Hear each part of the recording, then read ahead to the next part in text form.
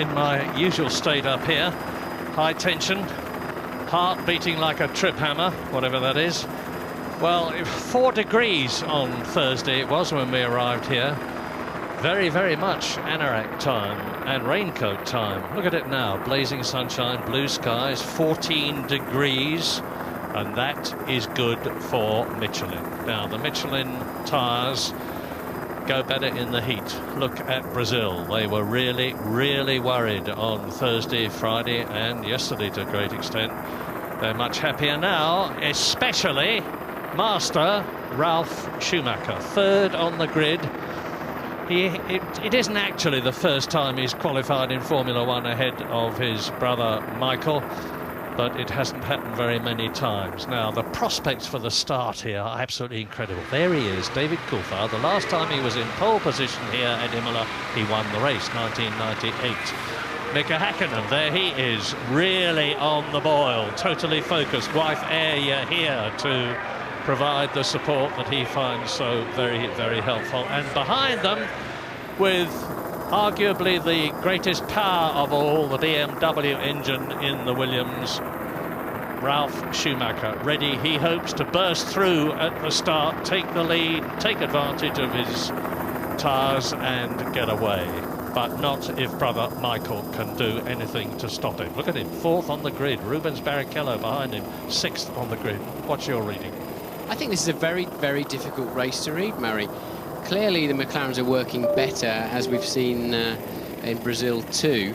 Ferrari on the harder tyre, we know the only team to go that route. I think the dark horses are very much the BMW Williams on their Michelin tyres.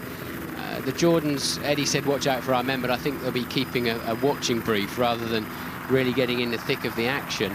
And because of the wet, dry nature of the weekend, I don't think anybody absolutely knows for sure. Michael's been supremely confident that he is on the right tyre and everybody else is on the wrong tyre. That may prove to be the case as the afternoon goes on.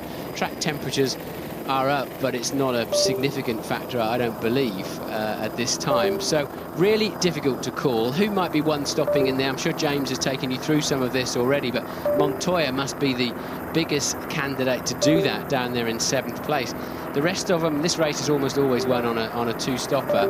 It's just a question of what will Michael Schumacher do to try to maximise his relatively lowly grid position of 4th and get ahead of the McLarens, and that's going to be absolutely fascinating. Yeah, let's just remind ourselves what this 1-stop, 2-stop, 3-stop stuff is all about. Arrows, and Jos Verstappen is down 17th on the grid. His teammate Bernoldi 16th, as we look at Michael Schumacher. Might even go 3 stops, because by so doing you can start off with a much lighter fuel load, take advantage of that to get ahead of the people who are on a heavier fuel load in front of you, and if you've timed it right, it can work out well at the end. I would be very surprised if that happened. As Martin says, everybody last year that mattered did 2 stops, but you never know, especially with Ross Brawn, the Ferrari tactician, and Michael Schumacher, his ally in the cockpit, because they have pulled some flankers in the past which have been brilliantly successful. The sun continues to shine. I do believe there's going to be no problem at all with the weather here as the grid is clearing, because it is blue skies overhead, blazing sunshine. This track just over 3 miles long. You're going to see it, and Martin will talk you around. But it is a course which, unlike a lot of them these days, has the benefit, the advantage, the excitement of not only every kind of corner, but gradient as well, both uphill and downhill. Yes, and it's an anti-clockwise circuit, an unusually pole on the left-hand side there, although it's a left-hander first, because it's bumpy, particularly down the right-hand side of the track. The line tends to be all the way down the left, so pole position man gets the cleanest side of the racetrack.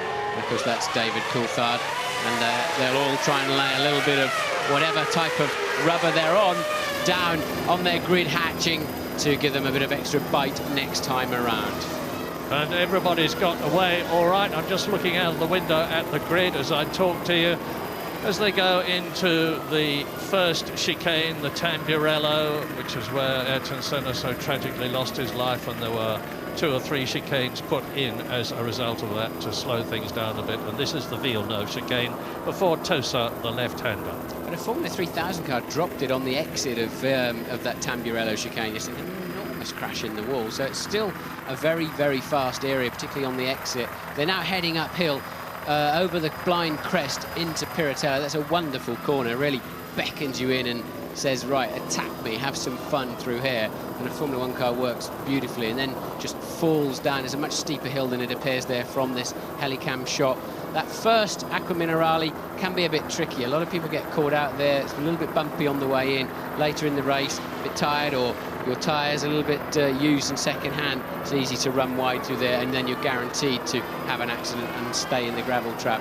Then the high chicane, the Variante Alta, and a new patch of tarmac in there a couple, 3 years ago, just on the exit. And again, providing you don't launch too heavily across the curbs, you've got to use the curbs, but you've got to somehow bring the car down in an even way, front and rear, so you can get straight back on the power again. And then a big downhill sweeping stop into Rivazza 1, and all you're looking at there is the wall ahead of you, and often marshals. You can see marshals and other people. It's a straight ahead position there is not good at all, but a lot of grip under braking. Rivazza 2 then an easy 170 miles an hour right-hand sweep before you have to punish the brakes and slow down just one final time towards the end of the lap. Yeah, David Coulthard starting, well, he's well ahead at the present moment, but he'll slow down because the last thing that he wants is for the grid to take a long time to form. 22 starters. Yes, I think David's probably arrived at his grid slot a bit too early there. He really needed to back that pack up. He's going to be an awful long time sitting on pole position.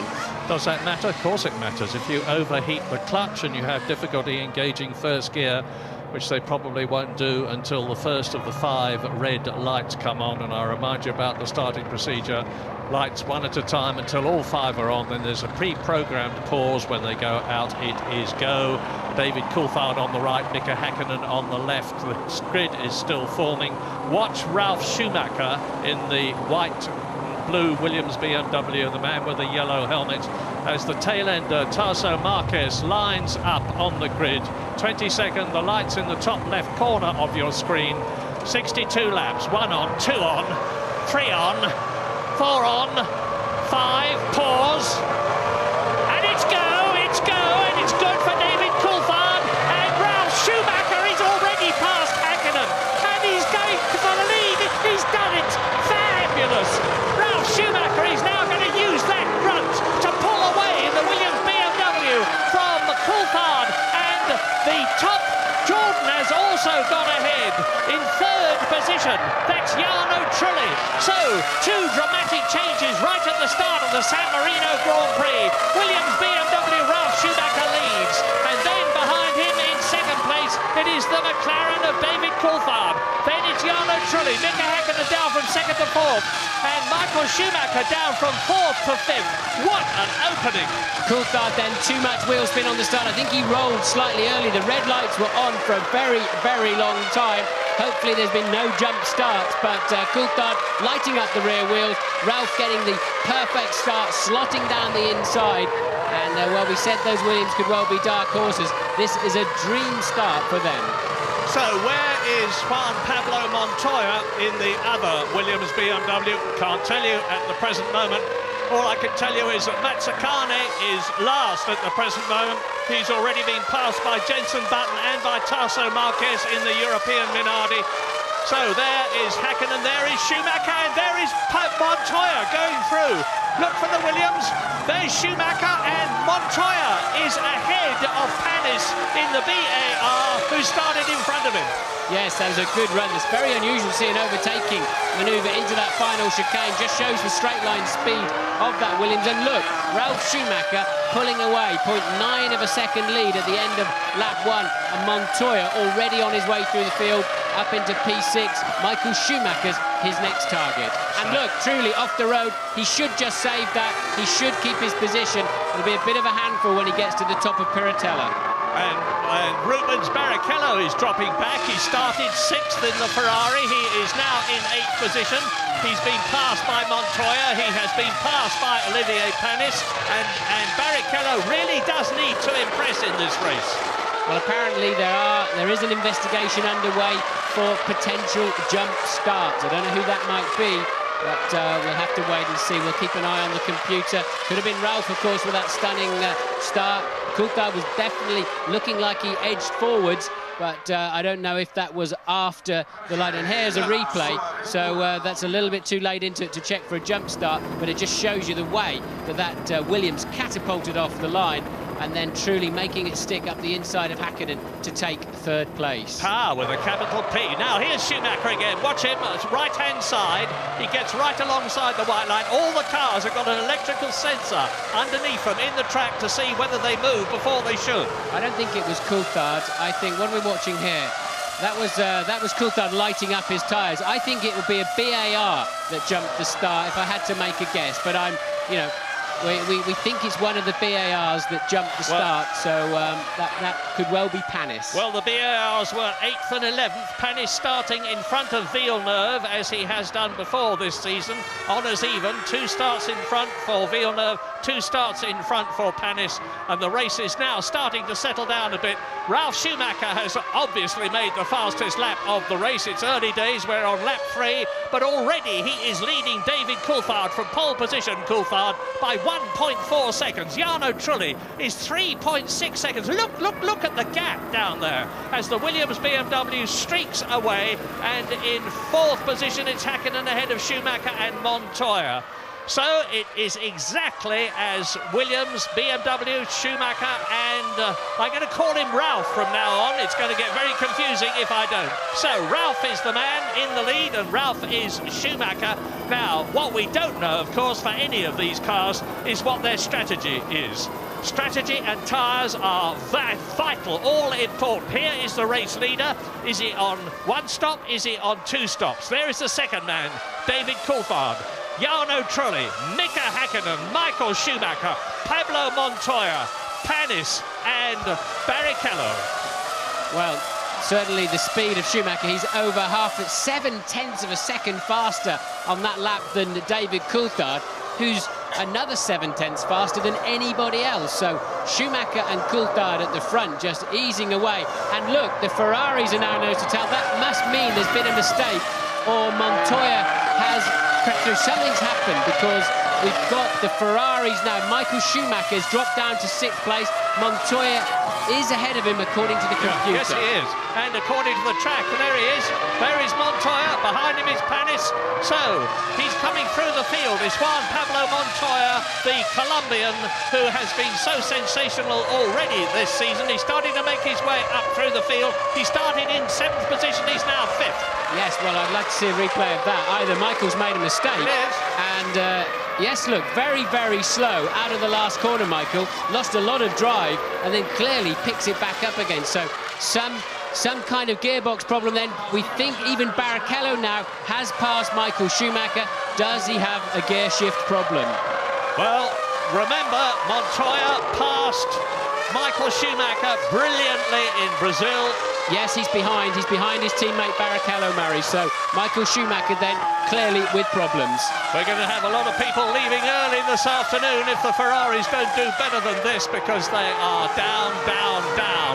Ralf Schumacher, lap 5, here he is. He's whizzed well through.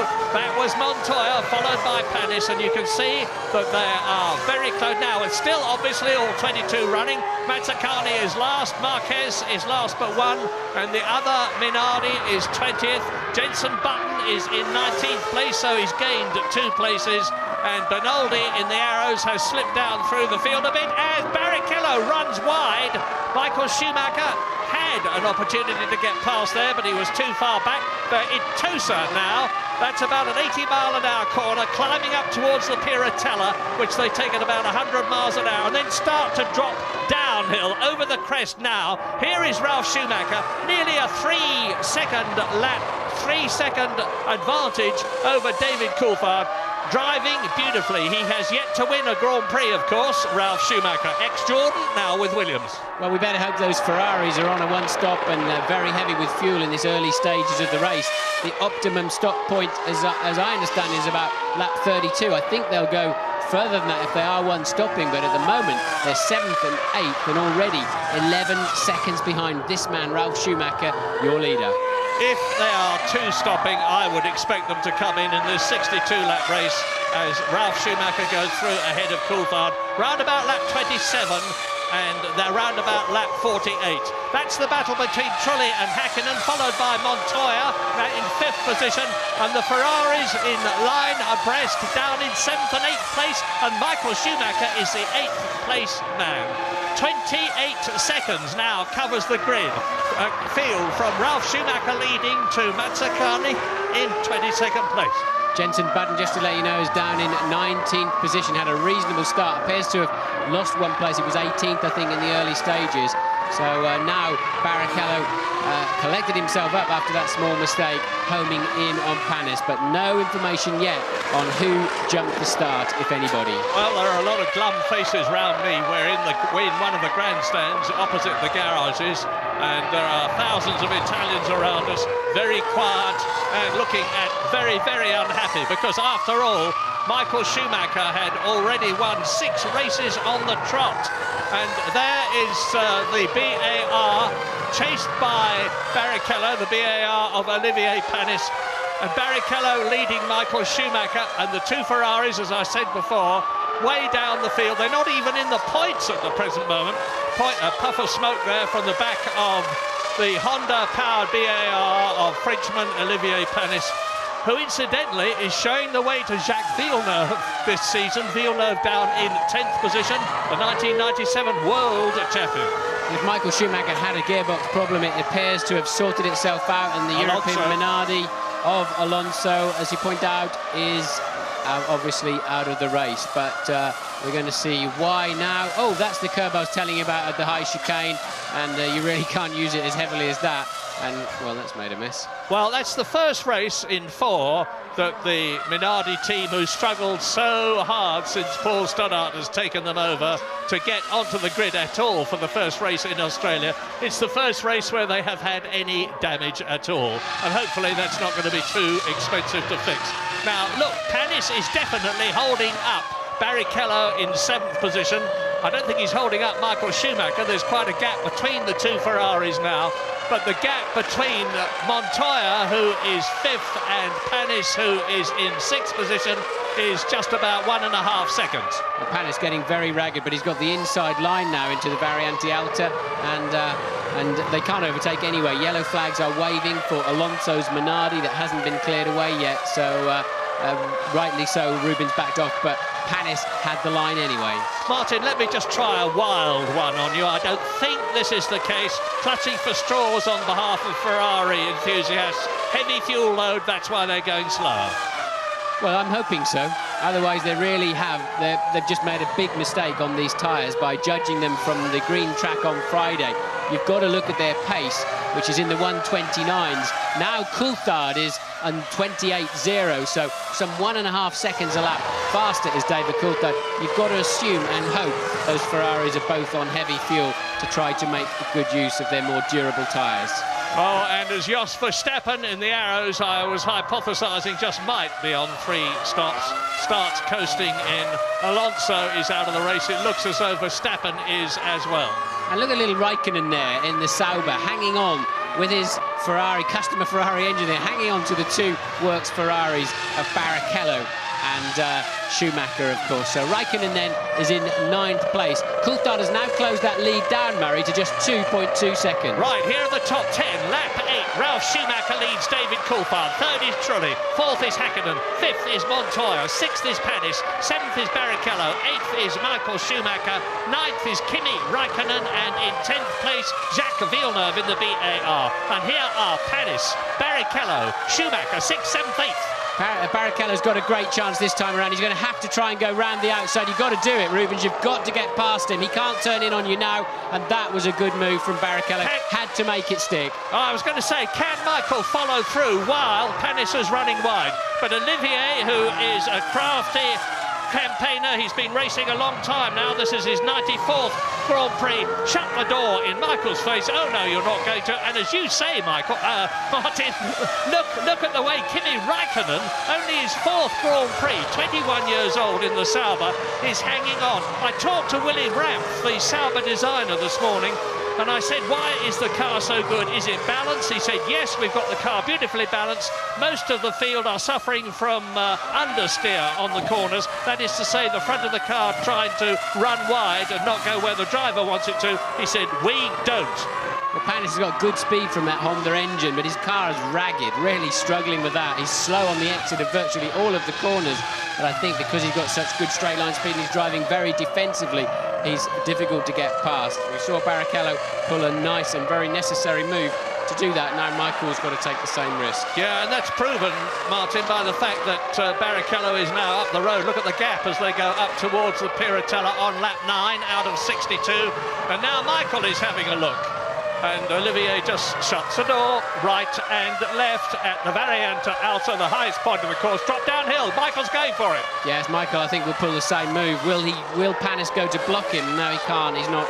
I think he's too busy fighting himself, Panis, to get too heavy with the current World Championship leader. Getting a few smiles now from the crowd. Barrichello is in the points, 6th position, 2.1 seconds behind Montoya.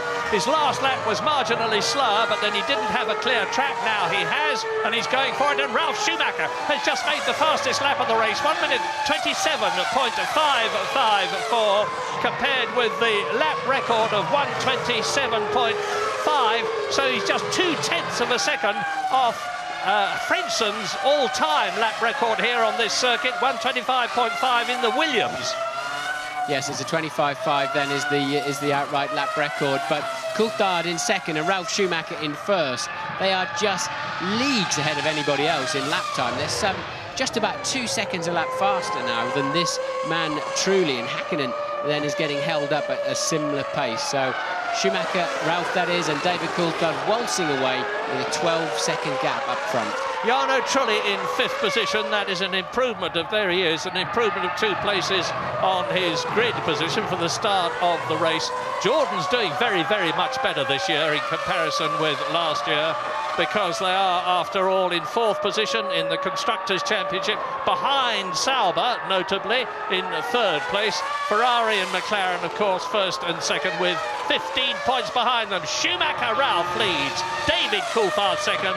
A big gap between Coulthard and Trulli, a big gap. In Formula 1 terms, a very big gap, 10.2 seconds. And Ralf Schumacher, the man who has 14 years of karting experience behind him, where it's real cut and thrust, wheel to wheel, devil take the hindmost stuff, is revelling in it.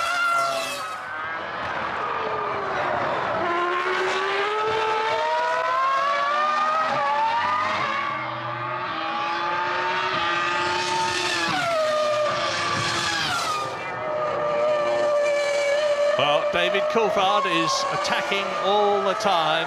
He is on his 11th lap now of 62, of course, as is Ralf Schumacher. As you look now at Jarno Trulli and Mika Häkkinen battling for 3rd position. David Coulthard has gone marginally quicker than race leader Ralf Schumacher in the first of the 3 sectors of this lap. When I say marginally quicker, I mean 1/10 of a second, but that's what you've got to do when you're in his position. You've just got to keep pushing, pushing, pushing, close the gap down, and then try and get as close as you can to the man in front and harry him into making a mistake. But Ralf Schumacher with a clear track in front of him, and I would estimate at least 17 laps before he has to come in for a pit stop for more fuel and tyres, is in a very strong position at the moment. That BMW engine, there is Montoya. there was Montoya, and he is ahead of Rubens Barrichello, and you can see the gap now. Rubens Barrichello is closing up, and so is Michael Schumacher for that moment. I'm going to stick my neck out and say I really do believe that Ferrari are on a one-stop strategy with a heavy fuel load, in which case we'll start to see things develop. The gap between Barrichello, who is 6th, and Ralf Schumacher, who is leading, is 18 seconds. Oh, that sounds rather a lot to me. Yes, it does, but I'll go with you there, Murray. I think the 3 cars in your picture right now are all on a heavy fuel load, judging by the lap times they're doing right back in the 1:28s, and it's certainly very much looking that way, especially when you compare Montoya's time 7, 8 tenths slower than teammate Ralf Schumacher, who's leading the race. But there's a great duel going on at the front of this race, Murray. We're not seeing much of it, but Ralf Schumacher, David Coulthard, very much head-to-head and matching lap times.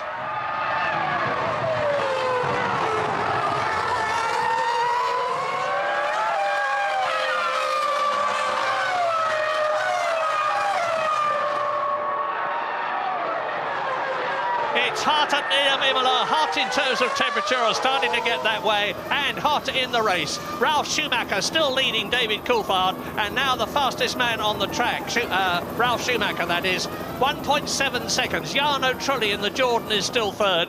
But Martin and I have just been talking, and I think both of us believe that Montoya, there he is in 5th place, followed by Barrichello Ferrari and Michael Schumacher Ferrari, could be on a one-stop strategy, whereas the men in front of them more likely to be on a 2-stopper, in which case things are going to dramatically change in about 15 laps' time. We'll see. Yes, but of course, if you say it takes about 28 seconds to make a stop, already by lap 12, they are some 20 seconds behind, so it doesn't look like it's working out at the moment. Hakkinen getting a bit ragged out of Tosa. He's been in the dirty air of that Jordan through all 12 of the laps, and I think really struggling. Hakkinen out of position, I would say, but it's a wonderful duel up at the front.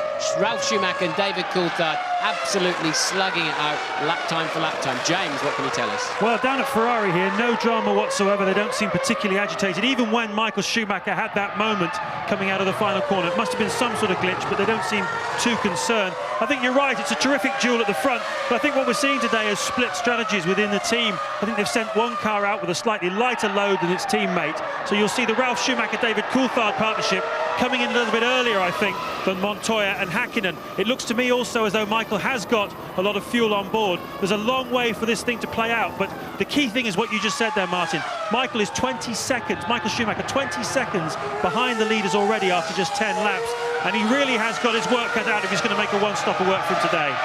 Well, we're on lap 14, and I'm going to give you the gaps now so that you can take that into account. Schumacher Ralf is 1.8 seconds ahead of Coulthard, 17.8 ahead of Trulli, and you can see on the caption there what the others are. So now let me take you back to the track as you look at Montoya, Juan Pablo Montoya. You saw him talking to Louise Goodman on that Amsterdam trip. He really is an extremely nice, very balanced chap, and he's getting a bit major grip on Formula One. Yes, they've dropped Kimi Raikkonen now off the back of the 2 Works Ferraris, because we saw Schumacher and Barrichello make the move into Rivazza 1. Raikkonen's not been able to pass Panis, and he's tucked up behind him still. They've fallen over 6 seconds behind, which is a great shame. So it's given the Ferraris a bit of breathing space in 6th and 7th place. Lap 14, Coulthard having another attacking mode. He's quicker in that first sector than anybody regularly. He's got the car set up extremely well. He's been working with his mechanics. They had to rebuild the car after the first day's practice because he had gone off and damaged it. They were here until 4 o'clock in the morning, the McLaren mechanics. Back again just a few hours later to do the usual stuff that they have to do for the qualifying and other practice sessions. And look at the way they are closing up on each other now as coming towards us, Trulli, Hakkinen. We're riding now with race leader Ralf Schumacher as he laps Tasso Marquez in the Minardi, the European Minardi, on lap 15 out of 62. Yes, and what's interesting is Ralph's quickest through the longer, twistier middle section, which suggests his tyres are very much in good shape, and he's able to pull now about 0.3 of a second out of Coulthard through this part of the racetrack, Acqua Minerale, and up through the top chicane. So that suggests that Schumacher's car is in very, very good shape. He said yesterday, I just hope it's not wet during the race. We're going to be in real trouble if it is. Well, it's 26 degrees now. It's getting hotter all the time, and the Michelins love the heat.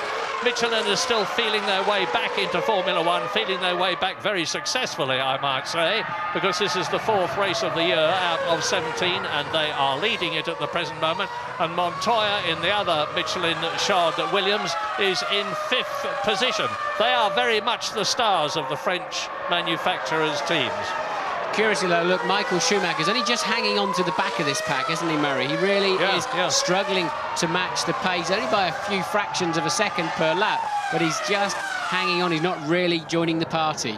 He did his usual trick just before the race of sitting impassively in the car while they were working out on the back of it. You have to get onto the grid 15 minutes before the race starts, or you have to start from the pit lane. He left it until 16 minutes before the race started, before he actually came out of the garage, and then he calmly sat at the end of the pit lane for a while and did a practice start. Mind you, he's pretty experienced at this stuff. He's getting towards 150 Grand Prix since the first one that he drove in 1991. And there is Jarno Trulli, Mika Häkkinen, Montoya, Barrichello and Michael Schumacher. The gap between them is about 2 seconds. And here's that Raikkonen-Panis battle for what it would be 8th position, and Kimi just cannot find a way past Panis. Really, he has not got a good race set up at all, really fighting that car, and Villeneuve a further second down the road. Villeneuve baffles me this year, Martin. I mean, he had a terrible debut year with BAR the year before last, after he had left the Williams team. It got better last year. The car is much better this year, but somehow Villeneuve doesn't seem to be on it in comparison with the way Panis is going. Could it have something to do with the after effects of that colossal and terrible crash he had at Melbourne in Australia? Don't think so. I think he's just struggling to really get the car hooked up. Panis is doing a particularly good job. He's not doing much for Jacques Stock at this time, that's for sure. Oh. But you know, this was one of Jacques' great drives last year at this racetrack. Tremendous drive to finish 5th, a charge all afternoon, but he hasn't got the car to his liking so far. Lap 17 now, and the gap is extending, getting bigger between Ralf Schumacher and David Coulthard. 2.1 seconds, as again David Coulthard goes fastest in the first sector.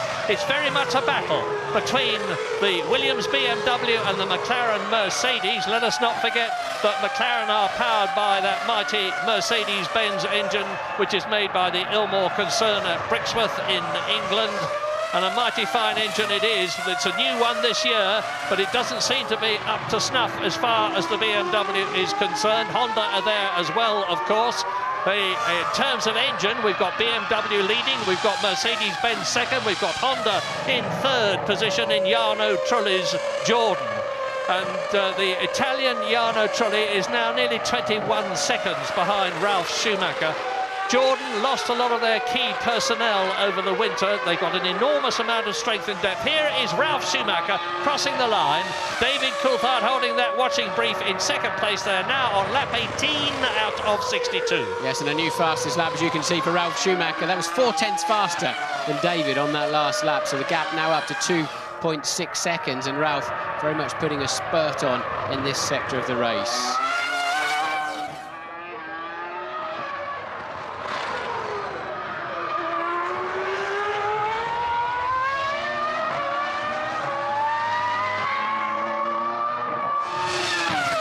Well, we're getting up towards 1/3 distance now as Mika Häkkinen goes past Tasso Marquez in the Minardi. It looks as though the Minardi team are going to have 2 retirements because Alonso went out when he went into the wall and Marquez is going very slowly. Yeah, I think he just saw the crocodile queue of fast cars coming and just sort of went to park, really, put the handbrake on, let them all get past and rejoined in last place.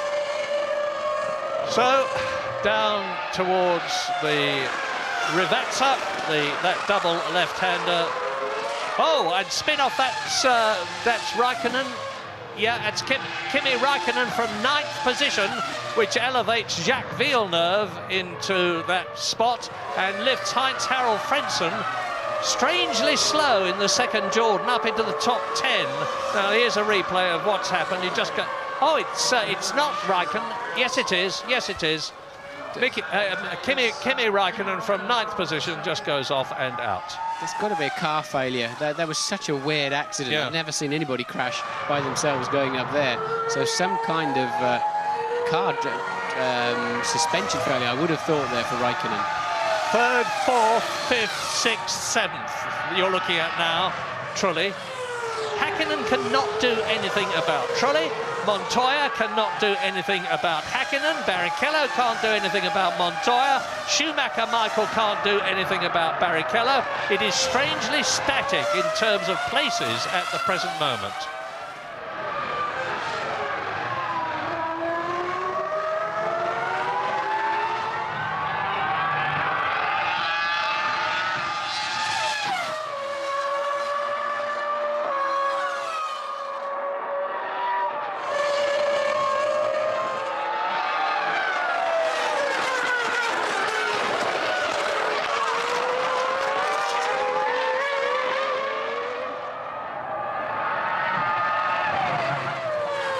Impressed with Jarno Trulli. I'm impressed with Jarno Trulli. He's in 3rd place at the moment. He's holding it very strongly. The highest that he's ever finished in a Grand Prix is 2nd place in his career.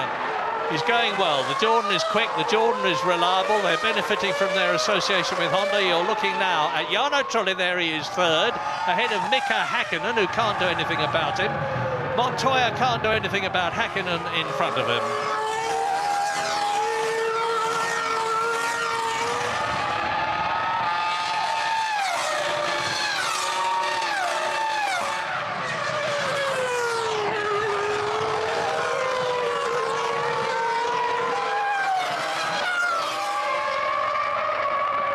Up front, Coulthard's really had to step back on it. Ralf Schumacher put in some blistering low 1:26s, and Coulthard appeared as if he couldn't respond initially. Now he's also got down into the mid 1:26s. The current lead, Ralf Schumacher, is 3.4 seconds over David Coulthard, and it really is a slug at the front. They're just going for each other. They got some 25 seconds over the 3rd place man Trulli, and Jenson Button then in from 17th place for what is a very early pit stop, if that's a scheduled stop. Yeah, yeah, it is. It looks like a scheduled stop. He's come on and taken on some new Michelin tyres. Lap 27 was when I was expecting the first people to come in. It's lap 20. But since we're just about 1/3 through the race, lap 21 out of 62. Here are the top 10 with gaps. Ralf Schumacher leads Coulthard by 3.5 seconds. And Trulli, who is 3rd by 25 seconds. Hakkinen, who is 4th by 27. Montoya, who is 5th by 28. Barrichello, who is 6th by 28.5. Michael Schumacher, who is 7th by just under 30. Panis, who is 8th by 40 seconds. Jacques Villeneuve up into 9th place, 41 seconds behind Ralf Schumacher. And in 10th place, the second Jordan of Heinz-Harald Frentzen. Now, I really am expecting things to change after the first round of fuel stops. I'm expecting some of these people that we're looking at right now as they are strung out along the circuit, with Michael Schumacher not making any headway at all on Rubens Barrichello. I'm expecting things to change because I'm expecting some of them to go through when the others do their one-stops. We'll have to just wait and see what that is. Rubens Barrichello, incidentally, who has had a lot of criticism from other drivers, particularly Ralf Schumacher, on account of the fact that there have been comings together with his Ferrari in every race this year, needs to finish well up in the top 6, and at the present moment he's only in 6th position, and James Allen is in the pits. Yeah, I've switched over now to the McLaren garage, where there's a bit of gloom on the part of Mika Hakkinen that he's being held up, and all the cars behind him as well, Montoya and the 2 Ferraris, being held up by Jarno Trulli. It's not something they expected for Trulli to be so far forward. Obviously, it's increasing the sort of disparity between the top 2 runners, Ralf Schumacher and David Coulthard, and everybody else. The picture is not quite as it seems at the moment. Obviously, Ralph and David are making hay while the sun shines, but the first round of pit stops for those two is going to be around about lap 23 to 26. But there's a lot of subtle variations going on in fuel load, different versions of two-stop strategies. There's a long, long way to go in this race. It's very, very finely poised. Lap 22, let's just consider 1/3 of the way through the race the implications for the World Championship. David Coulthard is in a strong position because he's 6 points behind Michael Schumacher at the present moment. You're looking at Barrichello in 6th position, and David Coulthard is currently on 6 points for 2nd place. Michael Schumacher is currently on no points for 7th place. So if things stayed as they were, and they're not going to, believe me, David Coulthard would be tying with Michael Schumacher at the end of the race. Well, Benetton, the third Benetton we've seen in the pits. You saw Jenson Button stop for a 2nd time while James was talking about some race strategy. Clearly some kind of refueling problem for Jenson Button's car, but this is very, very early and only compounds the misery, I'm afraid, of the Benetton team currently running down in 14th and 18th. I'm not sure I completely subscribe to the idea that Trulli's holding everybody up. No, so Häkkinen is sub 1.5 seconds behind him and lapping roughly the same pace. Clearly it would have damaged Häkkinen's tyres a bit earlier on in the race, but he's not, look, there it is, see for yourself, not exactly climbing all over his gearbox, is he? No, there's Raikkonen being taken home on the back of the motorbike. No, I'd second that. I would say that Jarno Trulli is driving an absolute blinder of a race to stay the way he is, ahead of Häkkinen, Montoya, Barrichello and Schumacher. And down there is Ralf Schumacher leading the San Marino Grand Prix. It's nice to have a look at him because he's out on his own. He's nearly 4 seconds now ahead of David Coulthard, driving a calm, cool, calculated, immaculate race, making the most use he can of that BMW power and the tyres that he's got and his own experience. And he is seemingly on his way to a debut victory in Formula One. But in order to do that, he's got to do another 40 laps. Into the pit lane comes Tarso Marquez. He has not retired, as you can see, in the European Minardi. I think it's very significant what's going on in the front of this race. Remember, had it stayed dry and with no problems in the previous Grand Prix in Brazil, either Ralf Schumacher or Montoya, either of them could have and would have won the race. So I'm absolutely sure that you know, we're looking at that. Michael Schumacher, I believe, he's got a front left puncture. So a miserable afternoon continues for Ferrari, and luckily he knew there was a Benetton coming around the outside in there.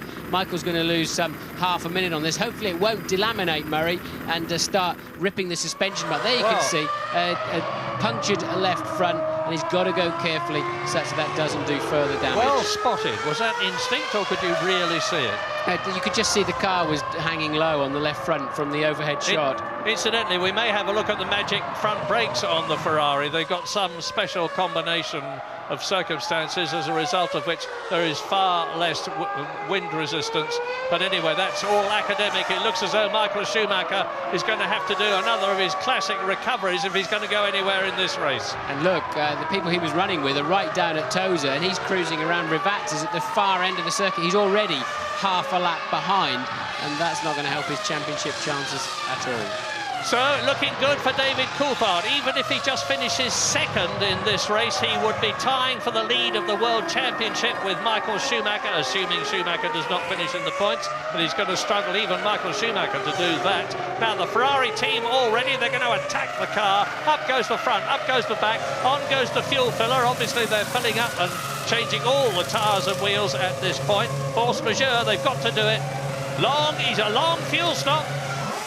12 seconds, 13 seconds nearly, and out he goes. And Michael Schumacher, as he goes by, that's Tarso Marquez. So now Michael Schumacher is running last, 19th and last. Retirements from Kimi Raikkonen, Jos Verstappen and Fernando Alonso from the San Marino Grand Prix. 16 left out of the 22 who started. You've just seen and are now seeing Ralf Schumacher in the... Jordan is there and James Allen. More news. Yeah, disastrous as the Jordan guys come out. They're obviously going to make a pit stop, probably for... who is it? Trulli. Trulli's in the pits, in fact. Yeah, absolutely. Just looking at that Michael's been very unlucky today, but he was slightly lucky also, because that puncture happened on lap 25, which is just inside the window where he could have fueled it to go to the finish. You saw that the fuel nozzle was on for a very, very long time. It's been a very strange afternoon for Ferrari. They made a mess of things in Brazil. They got the setup of the car wrong, threw away the race. They've had a terrible time so far. Heaven knows where this will get Michael. He's got a lot of ground to make up, but I do believe, guys, he's fueled to the finish. Repeat this after me. Nothing stays the same in Formula One for very long, and you're getting a marvellous demonstration of that now. Ralf Schumacher leads, David Coulthard second. Jarno Trulli has been into and out of the pits, and you're looking at Rubens Barrichello now, fighting in sixth position. The points, he's on 1 World Championship point at the present moment. Yes, Coulthard just taking a second out of Ralf Schumacher's lead last time around, but I think it's because they're in traffic, as you watch now. Hakkinen, Montoya and Barrichello once again pretty much line astern, aren't they? So Coulthard then, he's now going through the traffic, and that's Michael Schumacher. Schumacher out, touring in.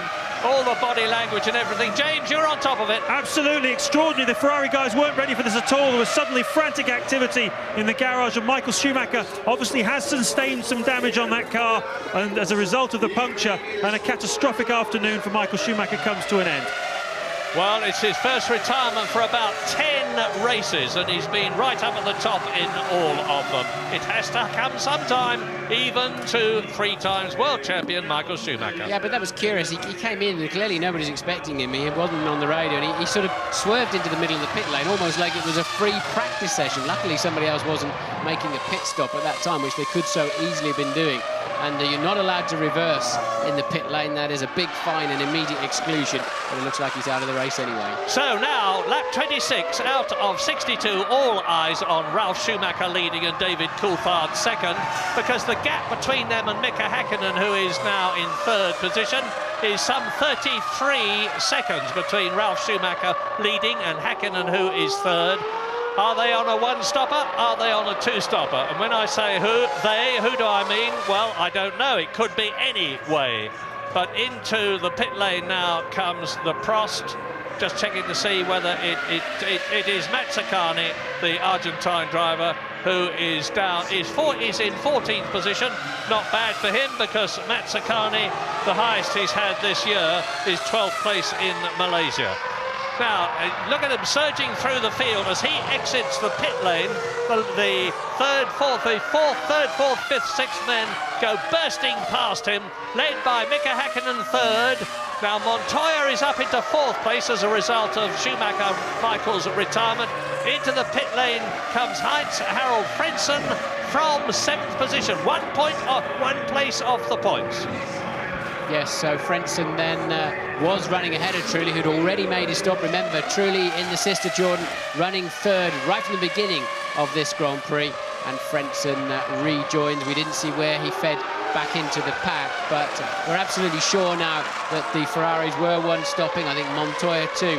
If Ralf was one-stopping at the front, he's just done a 1:25.5 as Ralf Schumacher. That is an amazingly fast time. Does that beat the lap record, that 5:13, 5:24? Hang on, it's very I can close. tell you the lap record is 25.53. He's beaten him by 1/100th of a second. Yeah. New lap record for Ralphie. And he added 1.3 seconds to his lead. Coulthard cannot respond to that. If Ralf Schumacher stays out to some lap 35 or 38 or something, and who was that coming in the pit? The Montoya. Yeah, it was Montoya coming in from 4th position. The first of the 2 Williams BMWs to stop. Under go the jacks, up go the cars, on go the tyres, in goes the fuel hose, down it comes the fuel. You see the mechanics, they lift their hands and out he goes. 9.5 seconds from Montoya on lap 27. James pointing out down in the pit lane, that is Montoya's first ever Grand Prix pit stop. First time he's made it to not a a pit bad stop. one either, because he's rejoined in good shape, and it's Ralf Schumacher now continuing to put down the pedal. He's on another very quick lap on lap 28 out of 62. Second place man Coulthard in this lap, we believe. The McLaren mechanics out in the pit lane, we can see. So traditionally, the higher of the qualifying McLarens come in first. and or have first shot, or when they want to come in. In pit, he's in. Yes, he's in now. And we're looking at the wrong guy. We're looking at the wrong guy. But now here is Hakkinen, and Hakkinen has got Rubens Barrichello right behind him. Remember, Montoya, who was between them, and there is David Coulthard, who was in second place. James, sorry. Tyre wear pretty significant, I have to say. Remember that McLaren are running the soft of the Bridgestone tyres, and the mechanics are walking past me now carrying what amount to slicks, really. But Coulthard driving very nicely today. Great fight between him and Ralf Schumacher. And I heard what you were saying before, guys, about how well Trulli was driving, and it was no slur on him at all. But because it's so difficult to pass here, I think the guys behind him were just stacked up, biding their time. For sure, McLaren felt that Hakkinen has lost ground, but we'll see now whether they can make it up. And look, this is Montoya chasing Trulli, so the computer hasn't shaken it all out yet after those stops. Is that Frentzen or Trulli? No, it's Trulli. We think it's Trulli. Yeah. So Montoya then, and we know they've got great straight line speed. Will he be able to have a nibble up the inside? And Trulli covering his line very, very well. I'll take the inside. No, look at that! Montoya says, I'll have the inside on the next corner, and I'll have the place. Thank you very much. Good afternoon. Off I go. And Montoya moves back into the .6 position. Well, that was candy from a baby, wasn't it? I mean, Trulli put his car in the right place and then didn't commit, didn't go for it. When Schumacher in, Ralf Schumacher in. Sorry, Martin. Ralf Schumacher in, race leader. 7 seconds lead over David Coulthard in the McLaren Mercedes. Nice clean stop, 8 seconds, out he goes. Ralf Schumacher now. I was busy talking about him. I haven't seen David Coulthard go through, but I guess he must have done. And looking... Ralf had a 7-second lead, Murray. He put those fast laps in. So there, Coulthard, I just heard the McLaren go past now. So Coulthard very much now in second place. Hakkinen in, yes. And Barrichello then is going to move up to a temporary third place. So watch this one carefully. Mika Hakkinen, double world champion. Yet to do well this year. He's only got 1 World Championship point, has Mika Hakkinen. He's had a very bad start to the 2001 season. And virtually a slick right front again on that. So it does appear then that both Ferraris were one-stopping. As we said, we thought that Montoya was one-stopping in the other Williams, and clearly he wasn't. So really, McLaren the first to blink on the pit stops up at the front, but only by 1 lap. Ralf Schumacher then maintaining his lead. And Villeneuve, who had been in 5th position, exits the pit lane in the BAR. Incidentally, the Bridgestone right front of Mika Hakkinen in the warm-up this morning lasted 5 laps. 5 laps, and it was virtually as slick. There have been confident predictions that if a team does well and finishes on what are in effect slick tyres as opposed to 4 groove tyres, there'll be a protest from somebody because they might be judged to have an advantage by having more grip. But anyway, we're on lap 31 now. We're riding with Ralf Schumacher in the Williams BMW up to the Tamburello, left, right. Now he accelerates away. He's doing 185 miles an hour, and with flames coming out of the back of the Prost. That is, I'm just checking whether it's Mazzacane or Alesi. It's Mazzacane, yeah, it's Mazzacane retiring in the Prost with its Ferrari engine, last year's Ferrari engine, ablaze at the back. It's probably an oil line that's broken and a bit of oil catching fire. Hopefully the marshals will be on it. Yes, there they are. They're very, very good. I remember when Gerhard Berger had his terrible crash at the Tamburello in the Ferrari and it caught fire with him inside it. The Italian marshals were on it incredibly quickly and very, very efficiently as Mika Hakkinen dives out of the slipstream of Mazzacane's of Marquez Minardi in 18th place to lap him. I don't really know what happened to Jarno Trulli, whether he's had a problem or a very slow pit stop, but Trulli then has ended up behind Hakkinen. Remember, Hakkinen tucked up for the first 27 laps of this race behind Jarno Trulli, and Trulli's not worked out for him at all. Villeneuve. And he smites the steering wheel in frustration, first with one hand, then with both of them. It is not his day, it is not his year so far. Jacques Villeneuve, the Honda engine erupts and pushes out a great burst of smoke behind him, and he pulls off the course very smartly indeed. Now, we are rather more than halfway through the race. We're on lap 32 out of 62, as Jacques stumps off. I am not at all happy about this.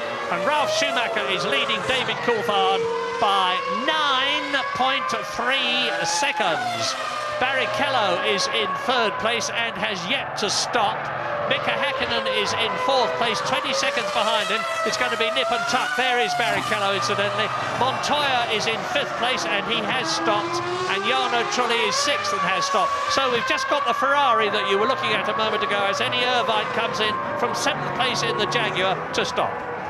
Yes, and quite clearly then the risk that Ferrari took with the harder tyre and the one stop is not working. It is not working. Barrichello is 20.2 seconds behind the leader, Ralf Schumacher, and they've all got to stop one more time.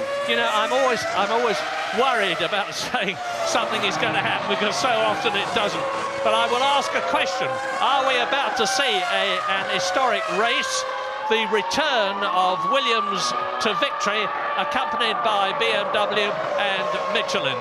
Because Ralf Schumacher has certainly got a major grasp on this race. The last race that Williams won, and it was not with a BMW engine then, it was with a Renault engine, was the European Grand Prix at Jerez in 1997 when he won the World Championship. Barrichello in then, so third place man Barrichello in on the ideal stop point at the end of lap 33, so Barrichello in for what will be his one and only stop of the afternoon. Didn't put much fuel in it though, did they? No, and I'll tell you why, because Mika Häkkinen is bearing down. I haven't seen him go past yet, and it looks to me as though Rubens Barrichello has retained his third position in the Ferrari. Yes, he has. Rubens Barrichello is still third after his pit stop. There is Mika Häkkinen in the background. Yes, they've changed the strategy then. They've elected to short fill it and keep track position over Häkkinen, and now they know that with their fresh tyres and not too much fuel on board, Barrichello should be able to pull out an advantage. But they're racing for the final place on the podium, subject to reliability. Ralf Schumacher, David Coulthard, way out front. Right, let's quickly establish what is happening. Michael Schumacher is out of the race, no points for the first time for about 10 races. His brother Ralf leads on lap 33 out of 62. David Coulthard is second. Barrichello is third in the Ferrari. Both McLarens are in the top six because Häkkinen is fourth. Montoya is fifth. Jarno Trulli is sixth.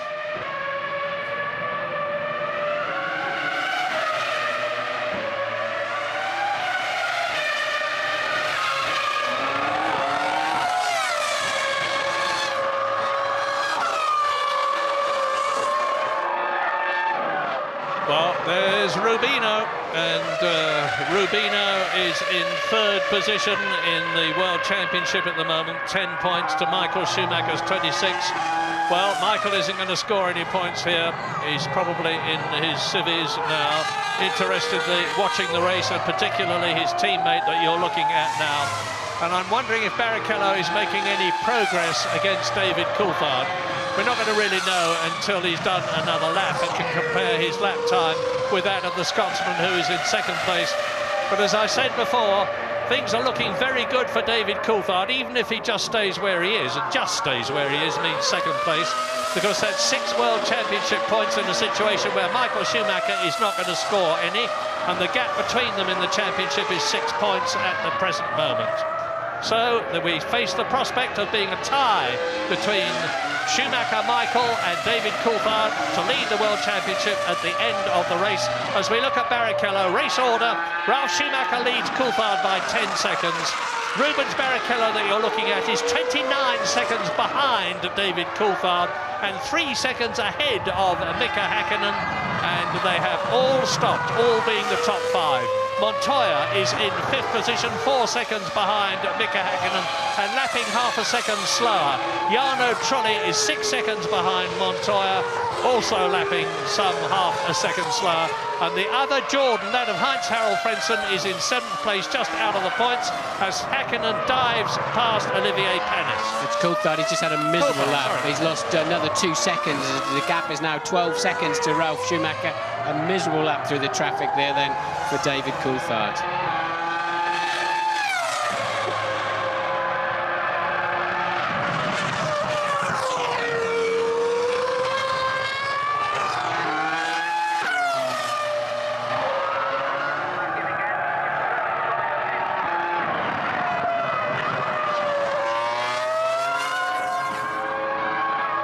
It is the 35th lap of 62 in the San Marino Grand Prix at Imola. You are looking at Rubens Barrichello, who has made his pit stop, as have all the top six. And Barrichello got out of the pit lane after having had a very short stop and taken on less fuel than he might have done normally in order to stay ahead of Mika Häkkinen in fourth place, which he did.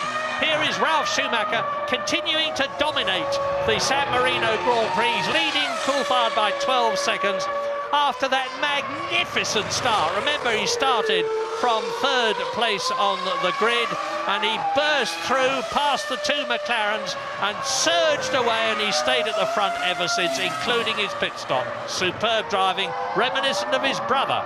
Tell you what, it might be Easter Monday tomorrow. Coulthard then 12.6 seconds down, but there's some heavy meetings going on at McLaren, Ferrari and one or two others.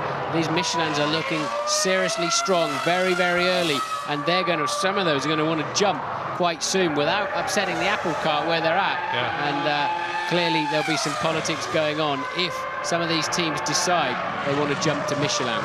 Yeah, I must say I've never had any doubt that the French concern would be up the front very quickly. They've been in Formula One in the past. They've dominated motorcycle racing and just about every category of motorsport when they've been in it. They've got an enormous number of very experienced people at Clermont-Ferrand, where they do their designing and manufacture. And they didn't come back into Formula One lightly. They came back to win. But as you say, Martin, I don't think anybody expected them to win their fourth race after their return. They haven't won it yet, of course. We're on lap 36 out of 62, but they're certainly looking mighty strong, as they did in Brazil. And there is Mika Häkkinen.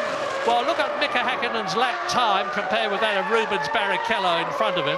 He is marginally slower. He's certainly not gaining on the Ferrari at all. So whatever Ferrari's plan was in terms of tyres doesn't seem to have worked. Starting on the harder Michelins, which were about half a second a lap slower in qualifying, may well have been counterbalanced by their strategy, as race leader Ralf Schumacher, that you are looking at, comes up to lap Eddie Irvine in the Jaguar. Yes, I think it's a point we've got to make, actually, because we're talking about the Michelins being very good today. The next Michelin runner is Eddie Irvine, some 83.8 seconds behind, who's about to be lapped. So we mustn't forget, there's a pretty solid motor car there that Ralf Schumacher's driving and going extremely well. Nor must we forget that Sir Frank Williams and Patrick Head made their choice to switch from Bridgestone to Michelin very early on, as a result of which it was a BMW chassis with Jörg Müller, the German ex-Formula 3000 driver, at the wheel that has done all the development of these tyres. There are the Williams people in the pit lane. There is Eddie Irvine. Well, he's in 9th position in the Jaguar. If there's a bit of rot, he might even finish in the points, because there's still a lot of this race left to go. Some 26 laps. Now let's compare the speed of the Cosworth-powered Jaguar with the BMW-powered Williams, as Ralf Schumacher closes up on Irvine to pass him. Eddie will see the Williams in his mirrors. He'll move over, he'll let him through, a very experienced campaigner, and we'll be able to see how Ralf Schumacher now stretches his wheels as opposed to his legs and surges away from the Jaguar.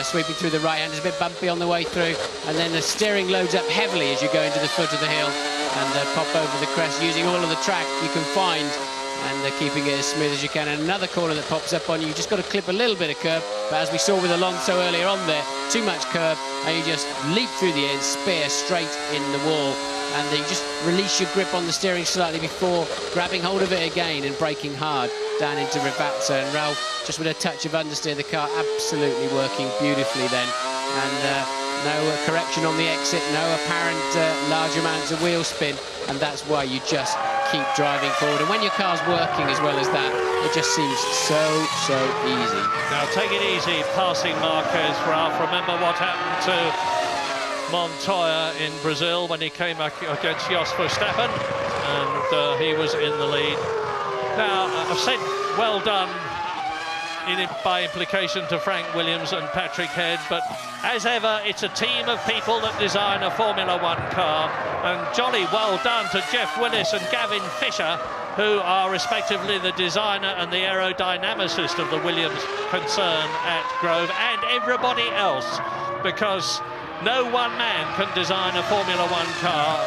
Just like the drivers and the team at the track, it's a team that produces the car.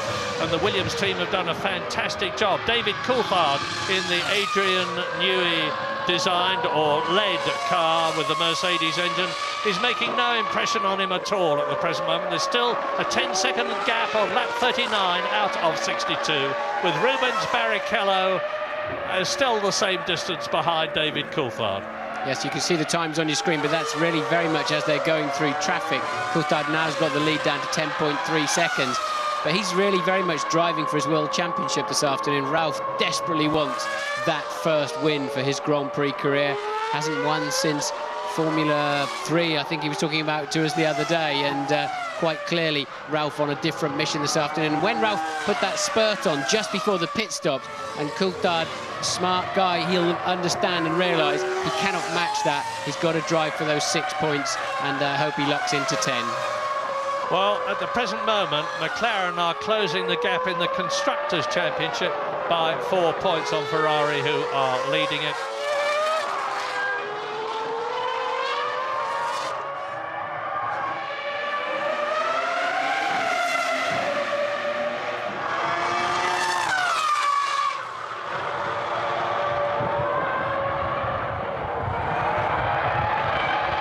Benoldi in the orange arrows is down in 13th place and is passed by Rubens Barrichello and closed up on by Mika Häkkinen.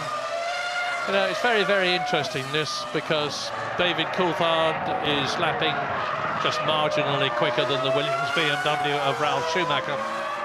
Mika Häkkinen is lapping marginally quicker than the Ferrari of Rubens Barrichello that we're looking at on this replay, and you can see how hard the drivers have to work.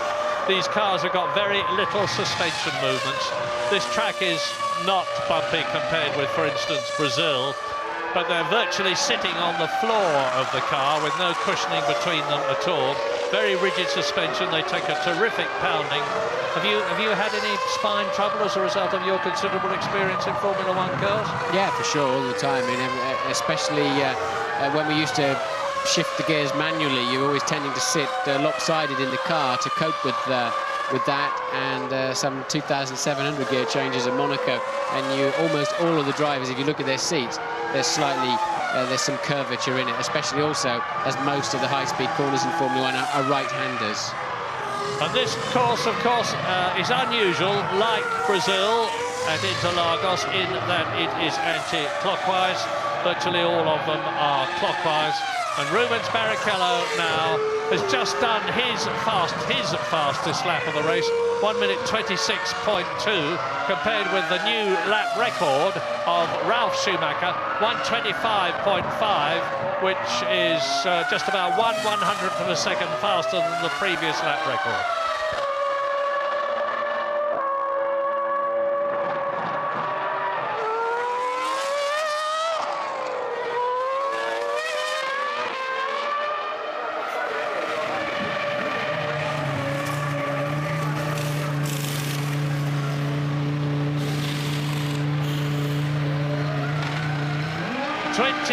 Laps to go at Imola for the San Marino Grand Prix, as Jenson Button, miserable, down in 14th out of 15 left on the grid, exits the pit lane in the Benetton, and there is news from Louise Goodman. News from Michael Schumacher, actually, Michael, a rare Ferrari retirement, sadly in front of the home crowd as well. Can you tell us what went wrong?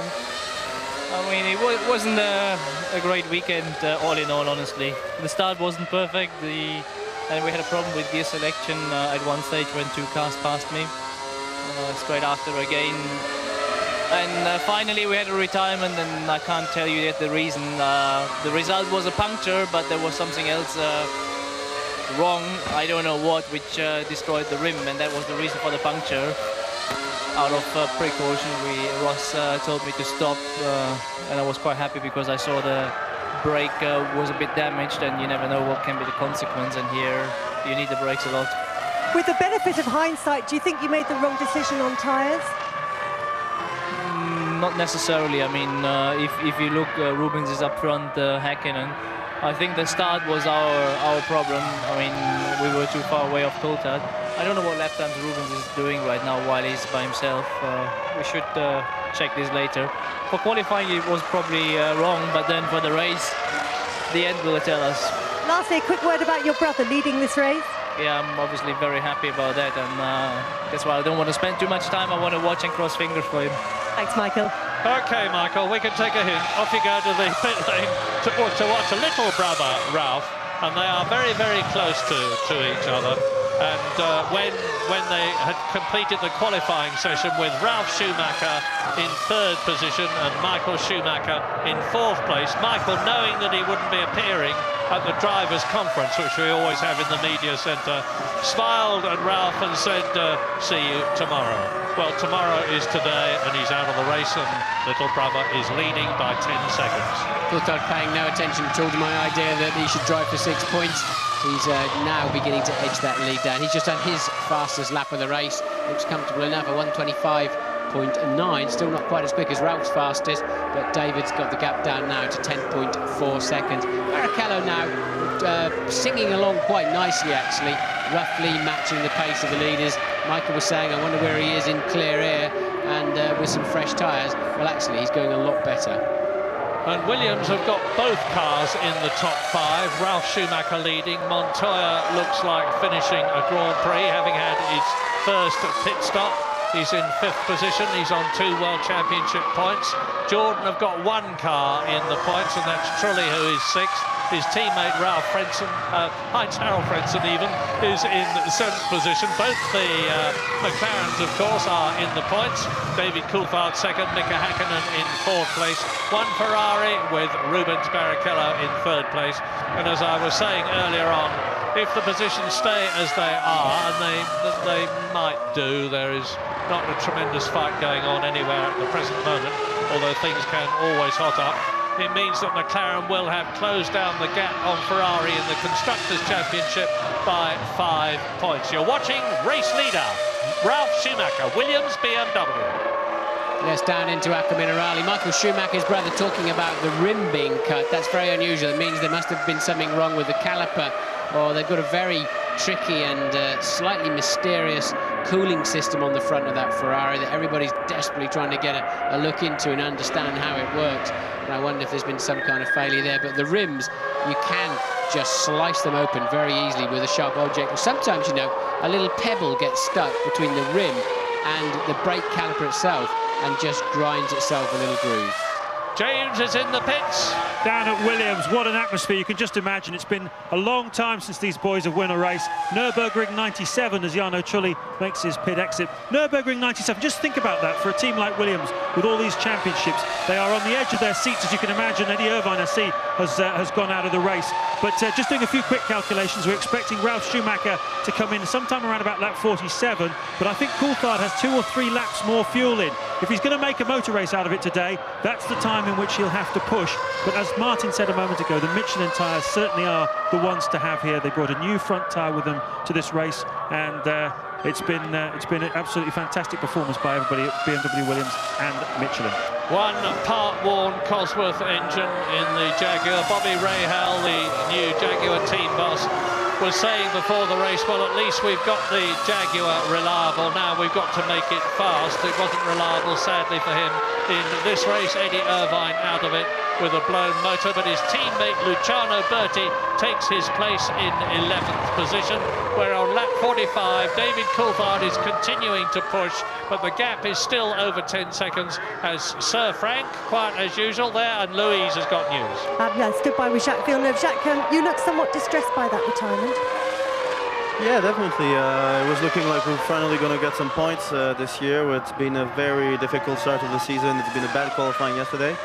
And we worked hard to get up to 6th, and to have a mechanical failure, I'm not sure if it's engine or a gearbox, it was very frustrating. Is it turning into a frustrating season for you? it's very, very heavy right now. Thanks. Not a happy man. Fredson out. Coulthard in the pit, Murray. Coulthard then for his second stop. He was just put in a 1:25.5 last time around, really trying to close that gap. It was 10.5 seconds last time around, and a good clean getaway then for David Coulthard, who's not really under any threat from behind. Barrichello 28 seconds behind him, but he now, if he wants to put some pressure on that Williams, and he really wants to push Ralph. There you see Barrichello still coming around the last corner, so Coulthard then easily maintained second. Maybe he does need to keep pushing Ralph, you know, and see if he can force some kind of brake problem, whatever, and maximise his points today, while Michael Schumacher has become yet another spectator. Well, for sure, if David stays where he is, he's going to be the joint leader in the World Championship. And before the season even began, Ron Dennis, who knows how many beans make 10, said, watch David Coulthard this season, not Mika Häkkinen, watch David Coulthard. Remember, Mika Häkkinen was world champion in 1999, he was world champion in 1998. But Ron, the McLaren team boss, said, watch David Coulthard, and my goodness, he turned out to be right. That start with second place in Australia, then a third in Malaysia, then of course he won, and in comes Ralf Schumacher. Now let's compare his stop. We didn't really get a time on David Coulthard because the counter had gone berserk. Oh, that's not bad. That's not bad. I would reckon that I was in my mind saying that David Coulthard had done just under 9 seconds for his stop. So out goes Ralf Schumacher. Now, there was about a 10-second gap before either of them had come in, and certainly Ralf Schumacher is well on his way now. He's on his 47th lap in 62. He is still leading the race. Now, he's driven in an awful lot of races, but he's facing the prospect as in comes Mika Häkkinen from 4th position, and Ralf Schumacher is facing the prospect of winning his first Grand Prix. The pressure is on. It is, but he's driving brilliantly, isn't he? Look, I mean, Montoya on the same strategy now, who we're all raving about, is some 51.7 seconds behind Ralph. So that just, I think, tells you what a great job this man, Ralf Schumacher, has done this afternoon. I can't see, I mean, we think Coulthard's pit stop is about 0.2 faster, and it depends on the out and the in lap, so maybe the gap's going to be around 10 seconds again, and I really can't see where David's going to be able to pull 10 seconds out of Ralf Schumacher in the last 15 laps, and it's 10.065, wasn't a bad guess. What will his mindset be, Martin? Might it be, I'll settle for 6 points and not try to take 10 seconds lead out of a bloke who is absolutely flying? I just don't think he's got, you know, the car's so good that Ralph's got with him today. I can't see that David can pull 3/4 of a second per lap.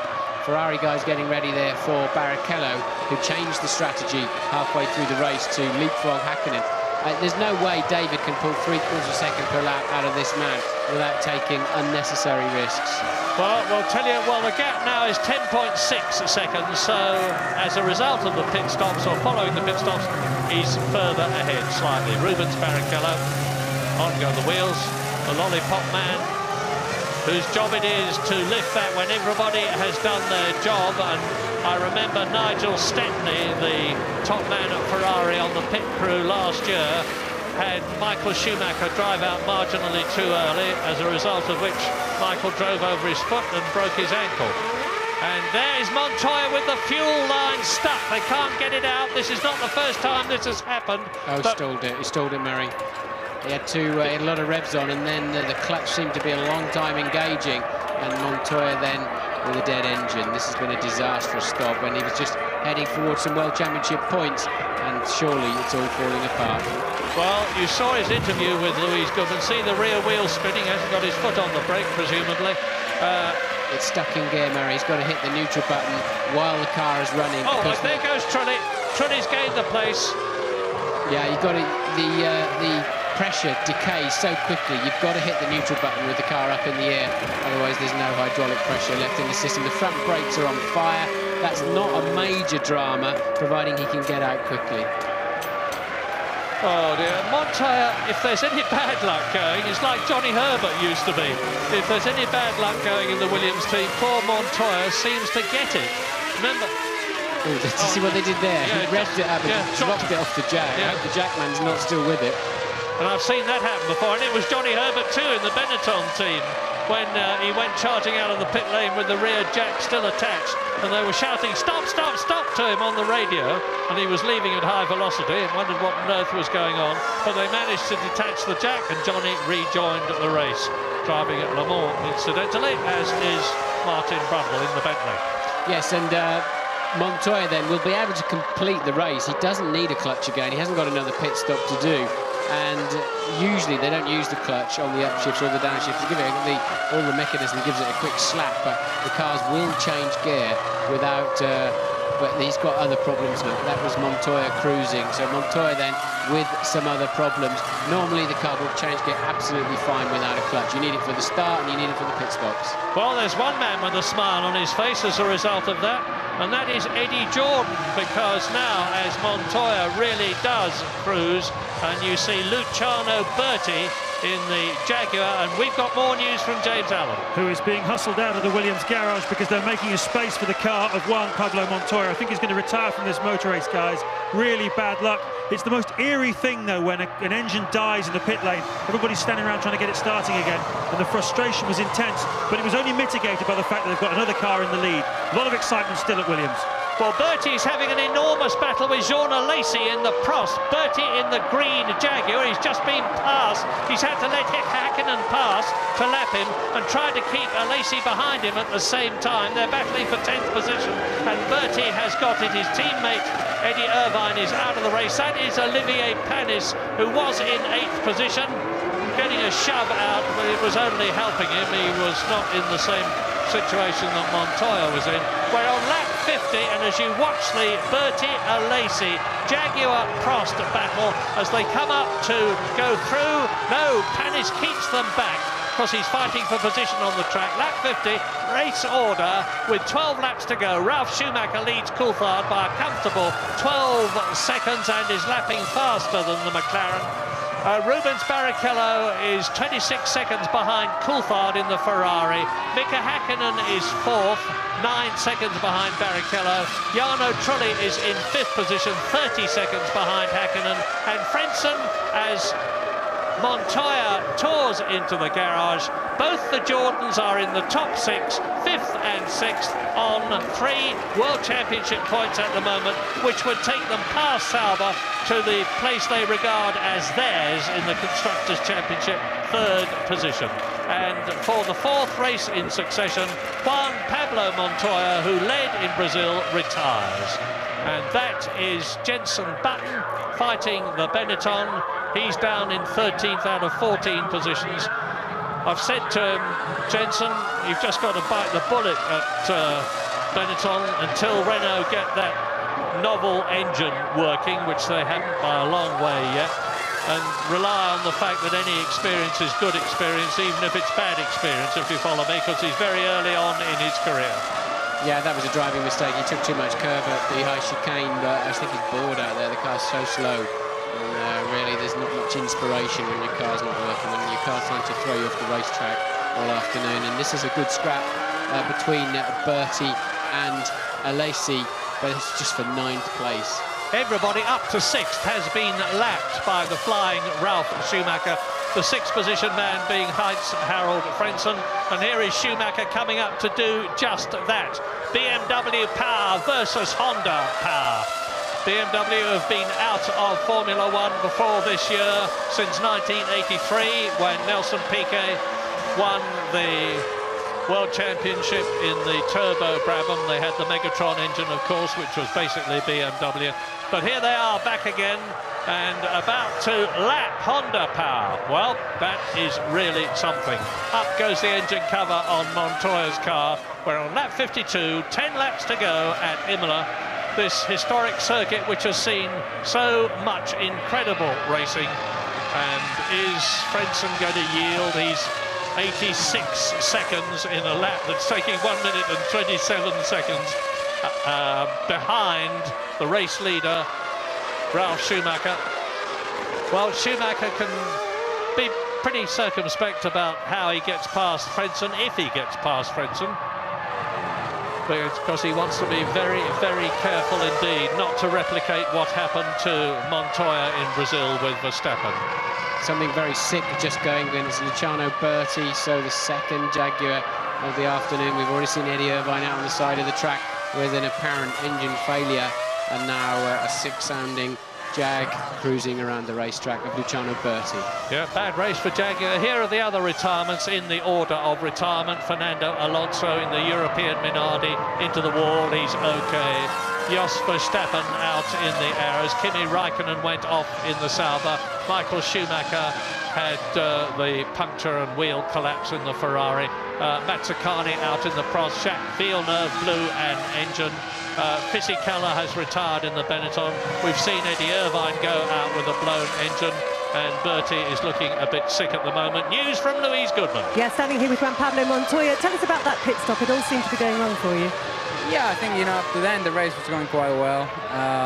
It's not the best race of the world, but, we're going to score some points, and that was the idea, basically. And it's a bit sad because, it seems that every race something breaks, and this time, like 5 laps before the pit stop, I got an alarm of the clutch and came to the pit stop, and I couldn't engage any more gears or anything. You're obviously not the luckiest man in Formula One, but things are going better for your teammate at the moment. Yeah, I think for the team it's had a great boost. I led last time, he's leading now, and it's only like 10 laps to go, so we'll see what happens. Well, Juan Pablo is very, very chipper indeed. He's a cheerful chap. He said he learned to be cheerful and phlegmatic in American racing, and he's certainly carrying it on here.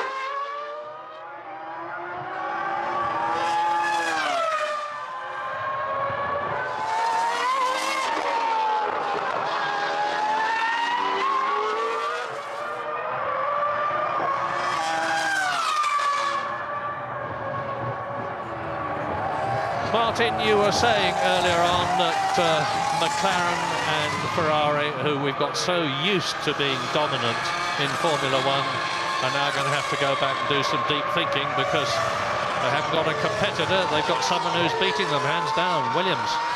Well, I think the significant thing is they would have won the 2 races, as we said earlier, Murray. That's the key thing, and and they can only improve, the Williams team. There's still a very young relationship between BMW and Williams, and of course between the team and Michelin, so they're only going to get stronger, and this is a pretty dramatic performance this afternoon. McLaren do not have an answer to Ralf Schumacher. Not a lot of happy people here at Imola. San Marino Grand Prix, Italy, Ferrarista, Tifosi, call them what you will.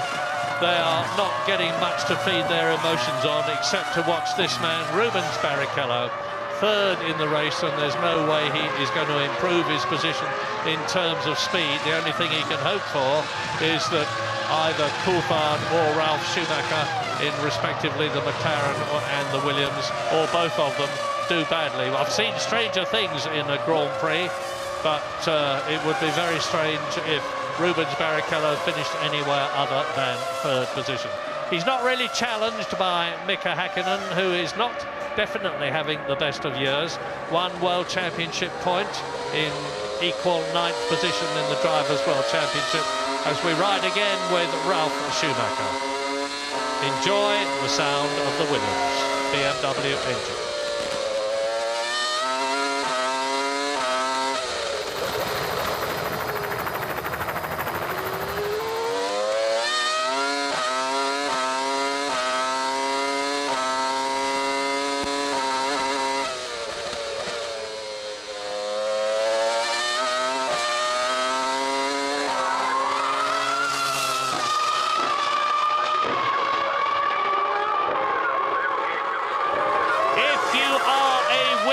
Fan or a BMW fan, or if you followed the fortunes of the Michelin Tire Company as Tasso Marquez retires from the San Marino Grand Prix, you've had a hard time since 1997 when Jacques Villeneuve won the World Championship.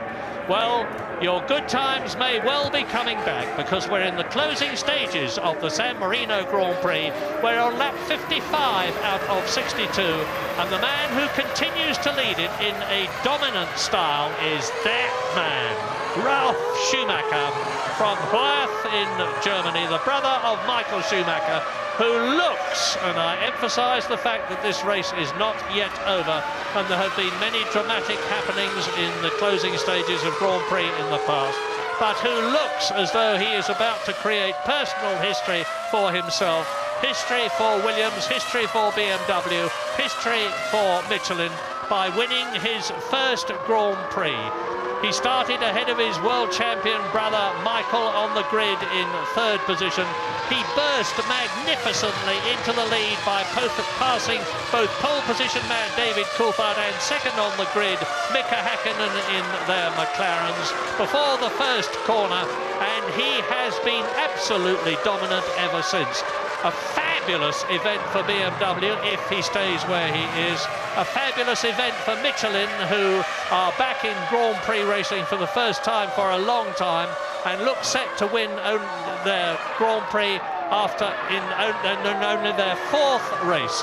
Ralf Schumacher leads David Coulthard by a diminished margin of 9 seconds. It was 10, but he may well at this stage of the race just be driving very carefully indeed to make sure he finishes. Rubens Barrichello is third, then it's Häkkinen, Trulli and Prix. Yes, we didn't see that lap. Bertie has managed to get running, and maybe he recycled the ignition. Often that helps, although he's still not got good straight line speed, just letting the Jordan through. But Ralf quite slow on the last 2 laps. We haven't seen those laps to see if he was in traffic, and the lead now down to 7.9 seconds over Coulthard. Coulthard making a charge. At that rate, he will be up with him before the checkered flag. 6 laps to go. James in the pits. Nervous, tense time, 6 laps to go. It's not all over yet, as we all say. Last time by, Ralf Schumacher got a pit board saying oil pump. Obviously wanting a little bit more oil to get through to the gearbox and to the engine system. And as you say, Martin, lap time is just dropping off slightly. It's not over yet. No, it was just under 1 second between their lap times on the previous lap. Here's Ralf, there is the Williams BMW. It's looking good at the present moment. Beautiful, clean aerodynamics on that car. He is ahead of Bernoldi in 11th position, who has therefore now been lapped for the second time. And the Williams is on its 57th lap, so 58, 59, 60, 61, 62, 5 laps to go. 5 laps of just over 3 miles, 15 miles. There's a lot of crossed fingers. There are a lot of lips being bitten, particularly there in the Williams garage, because it's going to be high drama if for the first time for such a very, very long time, when did something other than a Ferrari or a McLaren win a race? Well, the answer was a Jordan. Remember, Damon Hill won for Jordan. Remember, Heinz-Harald Frentzen won for Jordan. But it's been a long time since that happened. Ralf Schumacher taking his time before he passes Luciano Berti in the Jaguar in 10th position. Yes, Bertie then well off the pace now after that. It's seeming like he was going to have to drop out of the race, but he's managing to keep it going. Ralf then losing another 7/10 that time around, 7.2. But of course, look, he's got that traffic between himself and Coulthard, so I don't suspect any problems. I think he's just cruising and trying to minimise the energy and workload going through that BMW Williams.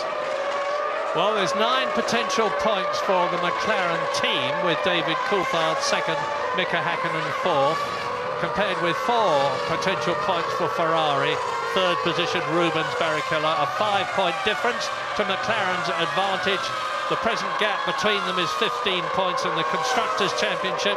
McLaren are going to be closer to Ferrari.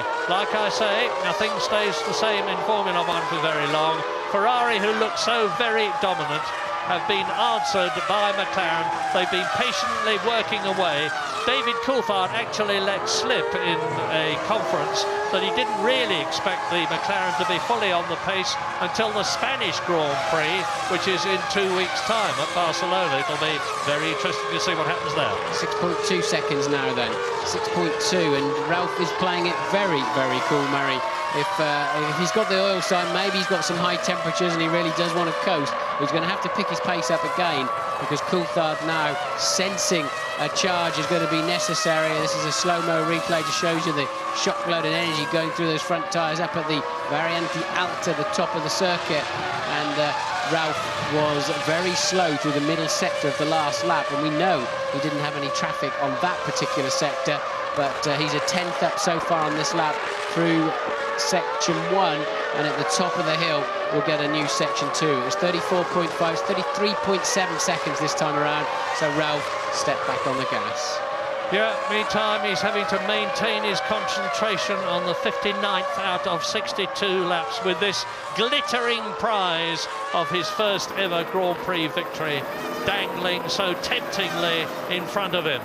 And he's maintaining the pace magnificently at the present moment. Now there is David Coulthard. You can see visually the gap between them on the track as we look down from the helicopter. In terms of time on the previous lap, it was 6.2 seconds. When Schumacher is going through now and David Coulthard is following him, 6.4 seconds is the gap.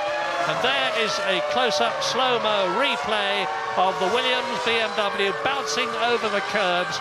He is on his, just coming through now to complete his 60th lap as we look at David Coulthard. Rubens Barrichello is making no impression at all on Coulthard, and therefore Schumacher.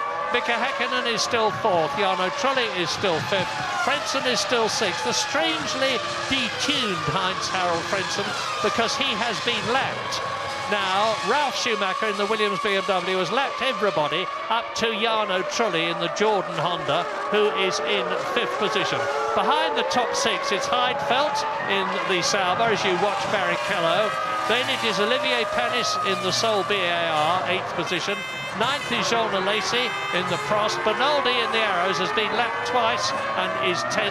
Luciano Berti, of course, has been lapped twice, 11th in the Jaguar. Jenson Button soldiering on.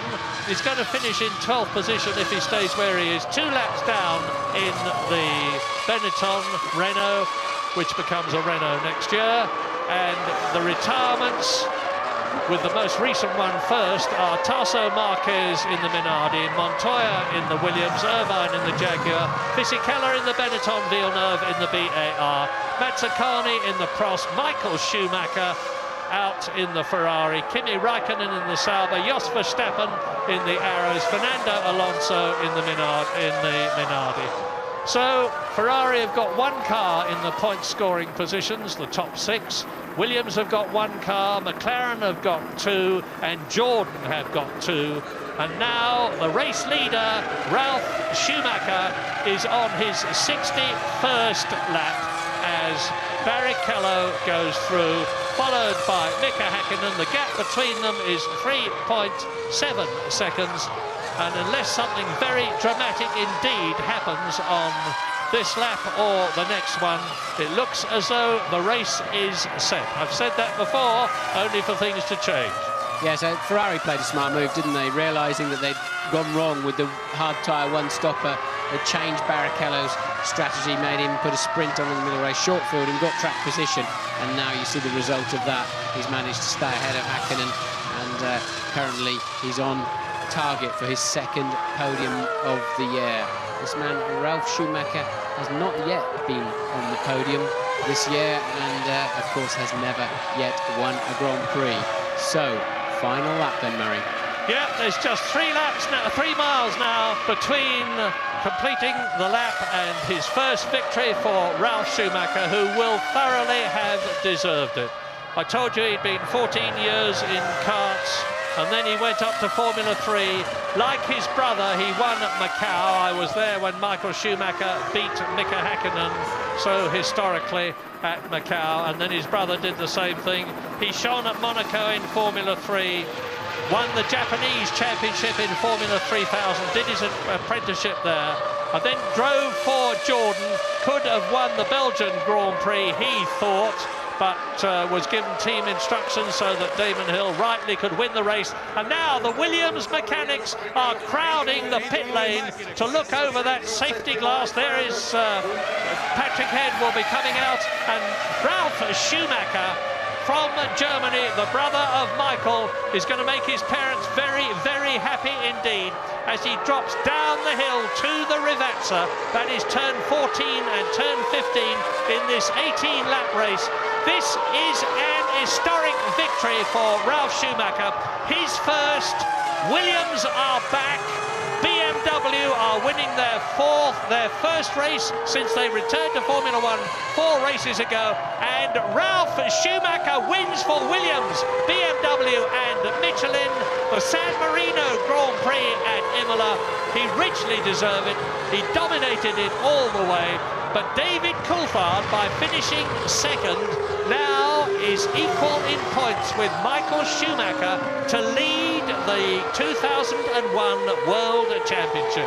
There is a long, long way to go. This is only the 4th of 17 races, and this season is just going to go on, getting better and better, with not just Ferrari and McLaren dominating things, but with Williams up there too, as Barrichello finishes 3rd, Häkkinen finishes 4th.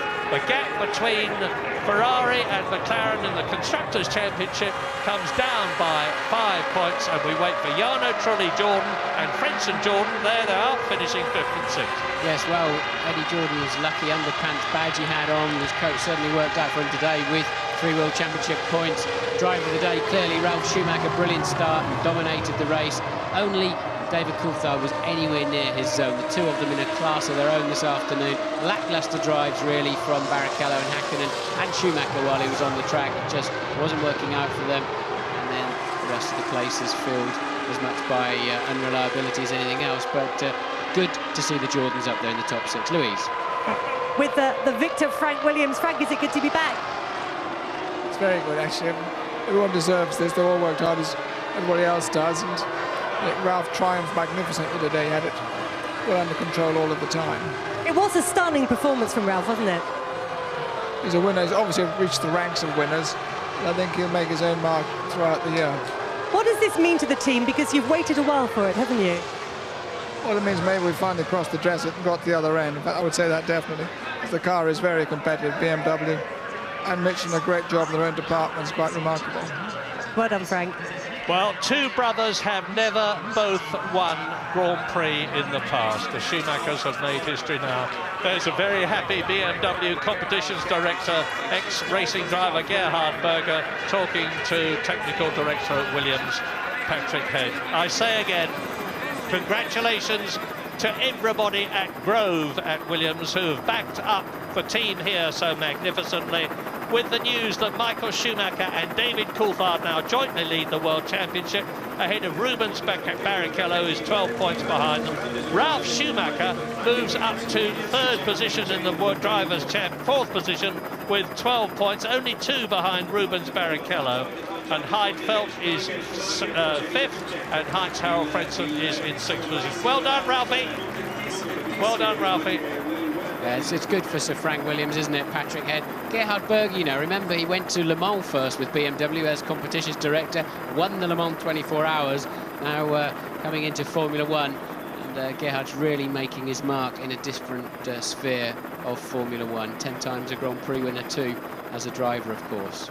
Yeah, look at that blue M at the top. M stands for Michelin, B stands for Bridgestone, and Michelin finished 1st and 9th with Jean Alesi, who finally got the Prost home. And so there's a lot of encouragement, not just for BMW on their return to Grand Prix racing, but for Michelin as well, and of course for Williams. Well, Ralf Schumacher can rightly go home to his Monaco apartment. He'll be testing, they'll be testing probably tomorrow.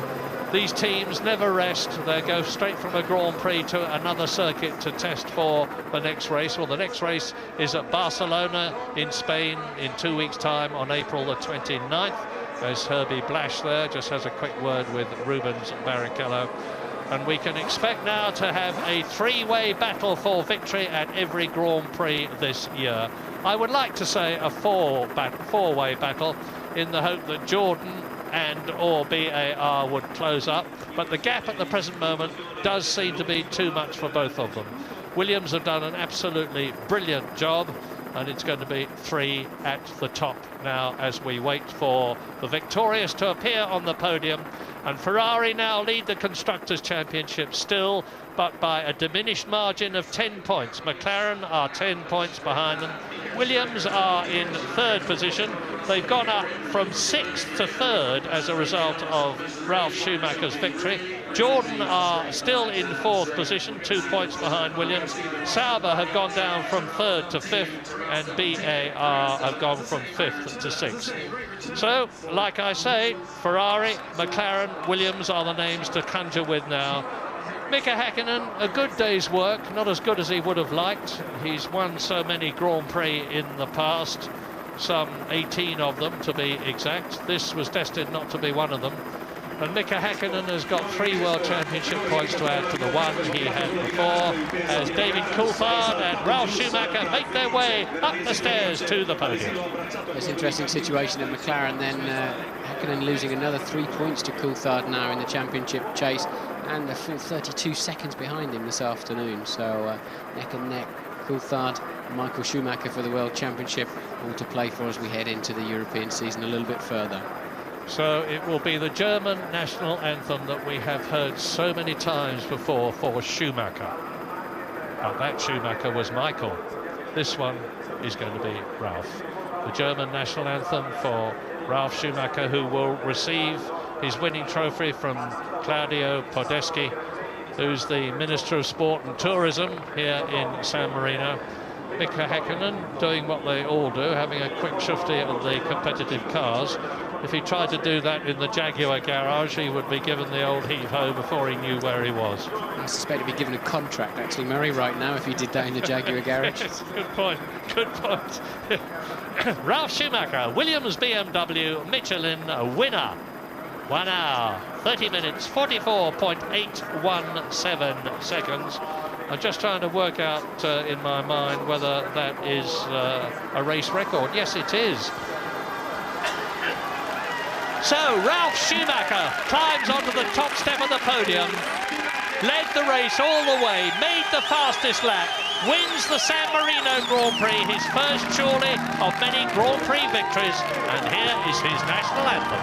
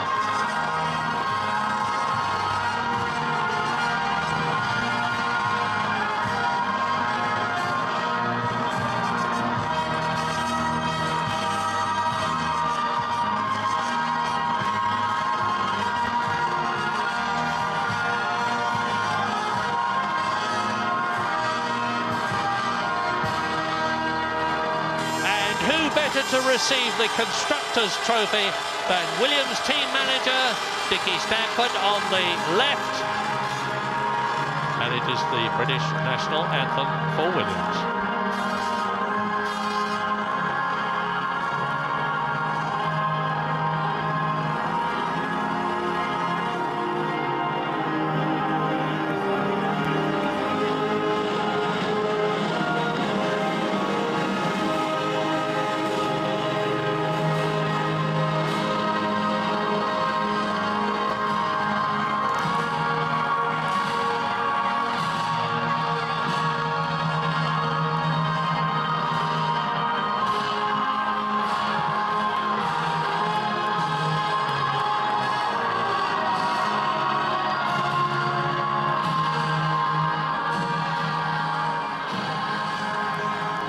Stay tuned for a great competition that we've got coming up after the break. But meantime, Ralf Schumacher, get used to the fizz and the bubble of champagne as it goes down your back, in your face, to signify that you have won.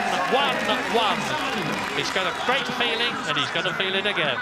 Ralf Schumacher wins his 70th Grand Prix then of his career, the 104th career win for the Williams team. There's David Coulthard gets his victory. Dickie Stanford's already got his. Rubens Barrichello for third position from Germano Bellini, who is the president of the FAMS. That will be happening any second now. What a great experience. You only get it once in your life. The first time that you have won a Formula One World Championship Grand Prix. And that is Ralf Schumacher's pleasure, victory, honour here in Italy. Yes, and Bernie Eccleston does a very nice little touch when you win your first Grand Prix. Not that I have, but I know Coulthard has. And he sends a very nice little metal plaque that's nicely inscribed. And here it is, Ralph. Feel it, enjoy it. Well done.